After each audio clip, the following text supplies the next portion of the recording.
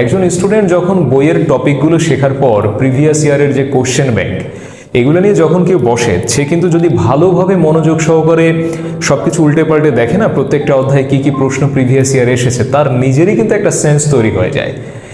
ওর কাছে সাজেশন চেয়ে দৌড়াদৌড়ি করা কিন্তু কিছু হয় না। বড় ভাইয়ের সাজেশন, অমুক টিচারের সাজেশন, তমুক পীরের সাজেশন, এত কিছু কিন্তু প্রয়োজন হয় না। একজন স্টুডেন্ট যখন নিজে বইটা ঘাটে, প্রিভিয়াস ইয়ারের কোশ্চেন ব্যাংক যখন নিজে ঘাটে, তার নিজস্ব একটা সেন্স তৈরি হয় যে ইয়েস, প্রিভিয়াস ইয়ারে এই টপিকের উপরে এই প্রশ্নগুলো বেশি এসেছে, তার মানে এটা আমার ক্ষেত্রেও কিন্তু আসতে পারে। সো এই জিনিসটা কেন তোমাকে আরেকজনের কাছ থেকে শুনতে হবে বা কেন আরেকজনের অপেক্ষক হয়ে তোমাকে বসে থাকতে হবে?